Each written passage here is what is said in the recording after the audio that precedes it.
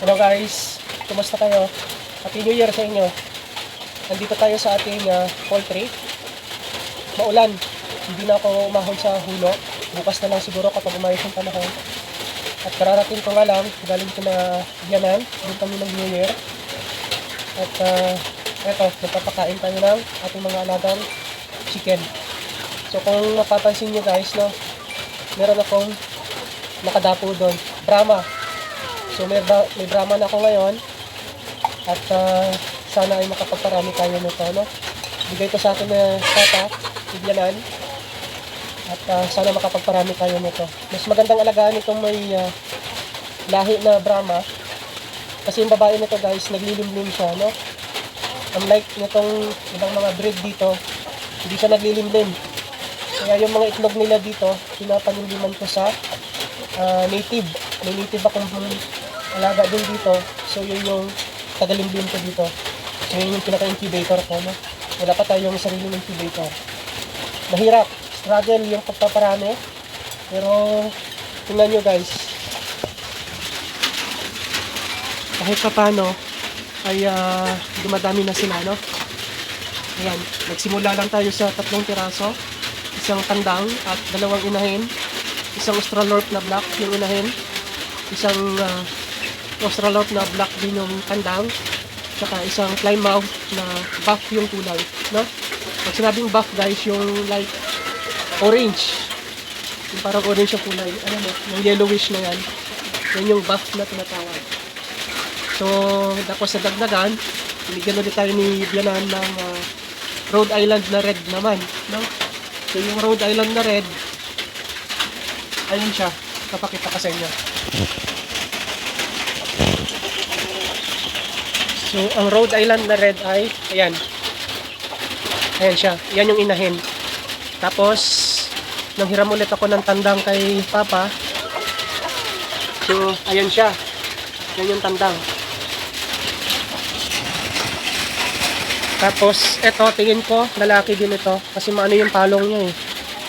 Baka, ano to, crossbreed to, nito, ng buff. Tsaka nung Rhode Island na red. Kaya mapapansin nyo, iba yung kulay niya, no? Dark na orange. Parang reddish na yellow. So, ayan. Tapos may mga ibang ano pa dito.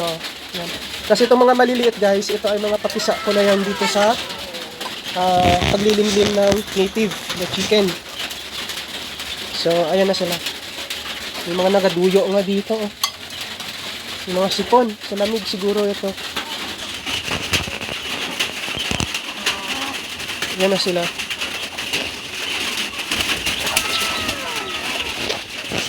Tapos, ito yung native ko naman. Yung native na yan, papipisa lang din ng itlog niyan. So, ayan nga sila, oh, no? So, ayan yung mga sisiyo. Itong inahin, binaba ko kahapon, no? So, ayan na. Ang kukulit. Patatakot kasi nilagyan ko ng flashlight itong camera. Ayan. Ano? Yung 2 white na yan, ano yan? Native yan. Itlog siya ng native.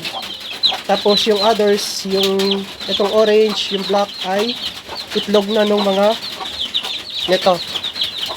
Yung mga crossbreed natin na may mga lahi dito.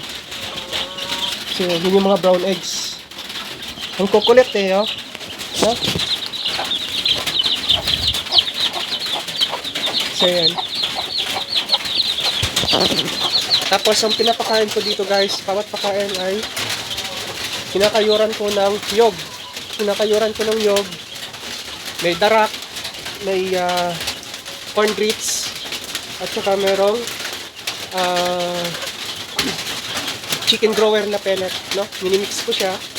Tapos binabasa ng tubig at sometimes hinahaluan ko din ng gamot. So ito siya, no? Yan. Dito ko hinahalo yung pellet tsaka yung corn grits. Tapos sa mga sisiw naman, ito ay chick booster. Tapos after 2 months, ang ginagamit ko ay chick starter naman. Tapos kapag mga malalaki na sila, ginagamitan ko na ng grower.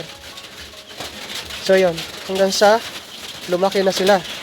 Hanggang pwede na silang haluan ng pinayura ng nyog, yung sapal na tinatawag, pellets, at saka itong concretes. Tapos binabasa ko na lang, no? Tapos nagtitimpla ako nito guys, kapag lalo ngayon na malamig ang panahon at sometimes biglang init, yung epekto sa chicken ay nagkakasipon. So, yung klima bigla-biglang nababago. So nagtitimpla ako nitong Tepox na 48, no? So ito yung pangmalala na sipon, pangontrang malala na sipon. So tinitimpla ko to sa isang tubig na galon. Ito, pang galon na to, pinupuno ko yan ng tubig. Tsaka ko itinitimpla ito. Tapos siya yung ginagamit ko na pampainom sa kanila. At ginagamit ko din pang mix, no? Yung instead na pure na tubig, ito yung ginagamit ko, hinahaluan ko nito. Para lahat sila ma-applyan ng gamot. So, ayan. O, diba? Nagsimula lang yan sa 3. Dami na nila. Kasi itong maliligalig na ito, oh. Diba? Ang cute. Tapos inaalpasan ko yan guys. Inaalpasan ko yan. Binubuksan ko yung pinto ng kulungan na yan. Tapos lumalabas yan sila. Tapos bumabalik yan kapag hapon. Sa hapon bumabalik na yan sila. Ito, maano din kumain. Naninibago pa siguro yan. No? Naninibago pa.